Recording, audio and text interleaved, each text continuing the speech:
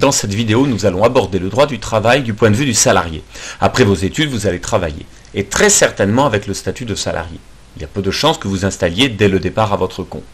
Il est important que vous puissiez connaître les principales règles concernant le droit du travail.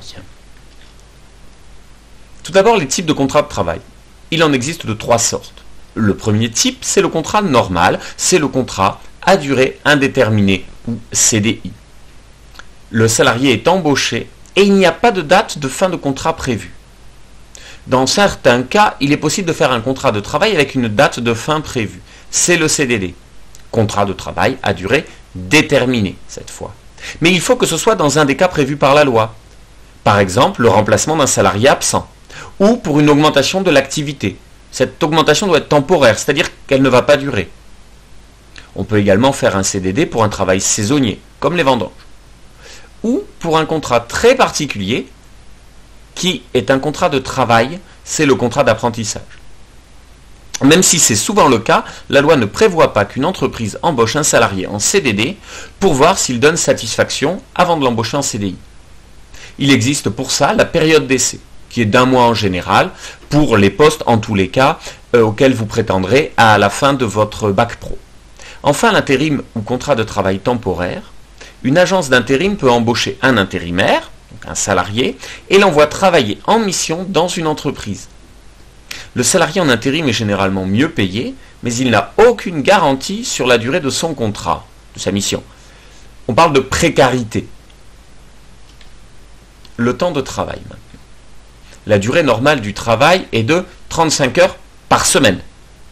Certains salariés peuvent être embauchés moins de temps. On parle de temps partiel. La durée minimale est de 24 heures par semaine. En période de forte activité, l'employeur peut demander au salarié de faire plus d'heures. Ces heures sont payées en heures supplémentaires. Enfin, puisque l'on parle du temps de travail, parlons des congés. Le salarié a droit à 5 semaines de congés par an.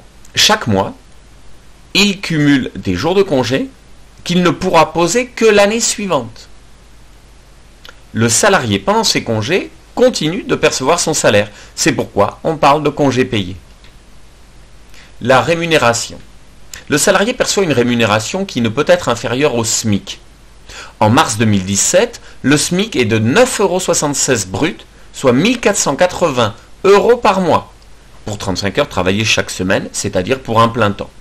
Attention, il s'agit là d'un salaire brut. Le salarié doit payer des cotisations sociales. Ces cotisations servent à payer les retraites. Elles servent à rembourser les soins en cas de maladie. Elles servent aussi à donner un salaire ou une indemnité compensatrice du salaire en cas de maladie ou en cas de chômage. Ainsi, le salaire perçu par le salarié qui est au SMIC n'est pas de 9,76 € de l'heure, mais de 7,58 €. Soit 1 149 €, presque 1 150 € par mois, pour un travail à temps plein, c'est-à-dire 35 heures par semaine. Le salarié a 3 principales obligations.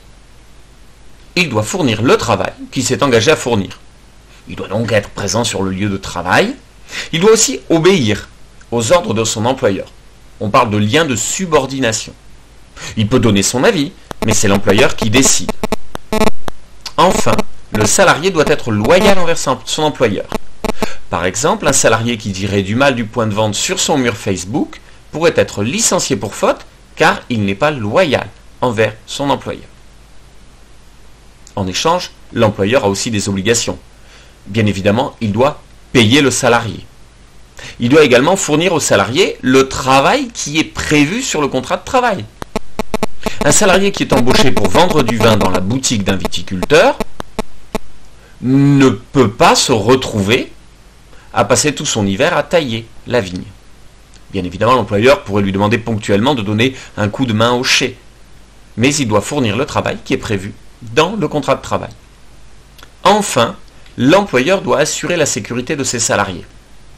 C'est cette obligation qui fait que les employeurs sont très vigilants sur le respect des consignes de sécurité. Le salarié étant obligé d'obéir à l'employeur, il doit donc respecter les consignes de sécurité sous peine d'être sanctionné. la fin du contrat. Comment un contrat de travail peut-il se terminer? Il y a tout d'abord la fin naturelle du contrat. On est arrivé au dernier jour du CDD. Ou dans le cas d'un CDI, le salarié est arrivé à l'âge de la retraite. Le contrat peut aussi se terminer car le salarié veut partir. Il démissionne. Attention, dans ce cas, il n'a généralement pas droit à l'assurance chômage. Il se retrouve donc sans salaire et sans revenu. Lorsque c'est l'employeur qui souhaite mettre un terme au contrat, on parle de licenciement. Ce peut être parce que l'employeur ne veut plus du salarié. Le salarié fait trop de fautes professionnelles. Des erreurs de caisse par exemple. Ou parce que le travail du salarié a disparu. Par exemple, le magasin ferme. On parle alors dans ce cas de licenciement économique.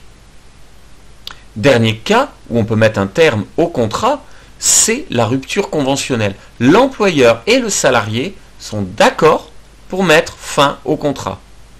Le gros avantage pour le salarié, c'est qu'il a le droit à une petite indemnité, équivalente à l'indemnité de licenciement, mais surtout qu'il a le droit de percevoir les indemnités chômage.